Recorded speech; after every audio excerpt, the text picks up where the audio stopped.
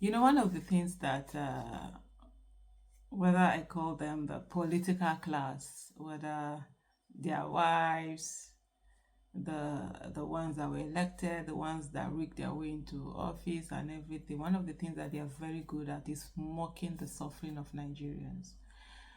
Situations are there, situations are bad, but as far as they are concerned, what they're really interested in is what makes them feel good. They really give no two hoots about the suffering that is going on in Nigeria. And one person that normally, I really don't care about the spouses of those either elected into office or those selected into office or those that rig their ways into office, because I don't have any business with them. You do your thing. It's whoever, it's your spouse who is, you know, um, affecting Nigerians' lives that for me I'm more interested in. But in this case, Remi Tinubu, of course, is the one who has gone on to come out to actually mock Nigerians. I call this thing that she's calling a competition a mockery. People are dying of hunger. The hunger situation in Nigeria is very dire. It's not something that is just some little hiccup. No, it's really serious, as in people are literally unable to feed themselves. People are unable to feed their children. Nigerian children are starving to the extent that, you know, there is a fund, a global fund that it's been that it's out there, put out to for donations to help save starving Nigerian children. You have also breastfeeding mothers who are also starving, who are going through so much malnourishment. You have a lot of families who can no longer feed their children. Normal food items are now luxury items. Parents can't buy bread in their houses. People can buy eggs. You can't give your children eggs. You can't give your children bread. And nutrition is very important in the life of a human being, especially a child. Within that first 5 years of a child's life, the nutrition that they take affects, you know, the quality of their growth and even their mental capacity, their brain development. So you see people with stunted growth. You see people who are intellectually less developed than they would have been if they had had the normal nutrition that they're supposed to have. And with all of these things that are going on, you sit down to see, you sit down to see people who are supposed to be thinking about policies that would positively impact the people that are supposed to make the lives of the people better. There needs to be like an emergency declared on the issue of the fact that we have food insecurity in Nigeria, and they're coming out to do this mockery. Before I go further, I think what I would do now is to allow you, watch the video of Remi Tinubu and her so-called farm, smart farm, whatever. Located at the backyard of the residents in the villa, this small garden has been lying fallow for some time now. But it is alive again, receiving the attention of no other person other than the First Lady of Nigeria, Remi Tinubu, who now tends it as a smart garden. She has been at it for a long while now, hoping to make it ready for every home a garden competition that she is promoting to drive food security campaign in the country. So you're a farmer now? I'm trying to be, because we need food in Nigeria. I'm trying to be, and then everybody should try to grow something. So I didn't know what I can add to the State House. And I thought, a private vegetable garden would be nice, and that has very good health benefits. Like every other day, she is out again to tend the garden. Her efforts are already paying off, and it is time to show off her garden to other women.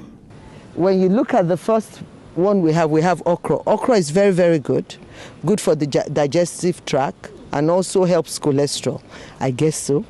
But the other one is ewedu. Ewedu is very medicinal. All these are just things that have good health benefits. So for me, this is my own contribution to the food drive. So, and I believe that everybody can do it. And it's very different I don't think we've ever had anything like this, and the fact that Her Excellency is doing this herself, that's teaching or leading by example. I would say I'm in the competition. We have a garden just behind the house, and where we plant this vegetable called Hospital Tufa or June 12th. And we have mint leaf, lemongrass, and scent leaf. Just a little garden behind the house, so when we want to cook, it's just easy. And mommy has challenged us to also help our neighbors, as a way of making sure that there's food security in the country. Now that a garden is already green with vegetables such as okra, scent leaf, spinach, bitter leaf, lemongrass, water leaf, and ewedu, the First Lady is in a pole position to win in her own competition. I'm appealing to Nigerians. You don't want me to win the 25 million. So get to work and, grow something in your house. And like some people will say, I don't have land, but they call it smart farming. You can grow anything in a bucket. Just grow something. And that's what. Do you have a garden yourself? Grow something. Claire, this garden is beautiful. I wish it were mine. But we both know who this belongs to, the First Lady of the Federal Republic of Nigeria. Well, since I don't have my own garden and I'm not making any entry at the competition, I can only hope that when produce from this particular garden comes out, I'll have my own share. Well, there's nothing bad about hoping, It's back to you now, Claire. So you've seen the video and all the things that she was talking about there. You're talking about, this, let's have garden, private garden. First of all, how many people do have private gardens? Okay, fine. You talked about the fact that, people should have buckets that they're going with. First of all, with what monies are they going to buy these buckets? With the minimum wage that's not taking them anywhere.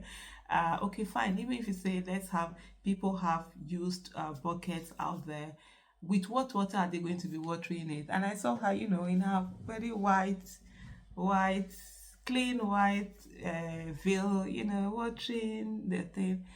Some people are going to work hours to fetch water. They actually work hours to get water that they're going to use in their house because, of course, taps don't run in their houses. So what are they going to be using? How many of those hours to go and work to fetch water that we water these gardens? You have families of 5, 6, 7 living in just one room. Where are they going to put this buckets? Are they going to put them inside their houses? Are they going to put it inside their rooms?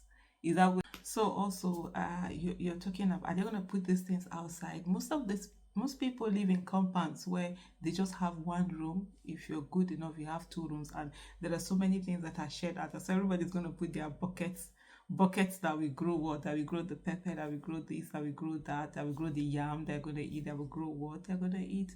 And then also, many people that even have the lands have been driven off their lands by terrorists. Part of the reason what people don't understand why we have this major food insecurity, things are expensive and all of that.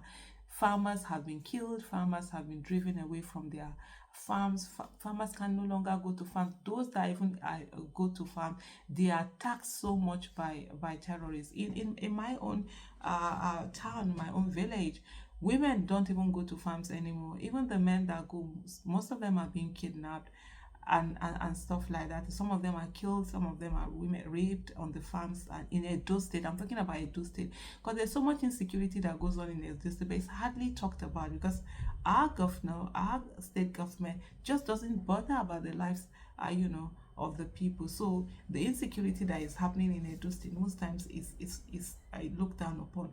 So with all of these things happening, you think it's to tell people that, put bucket, to grow buckets and all of that.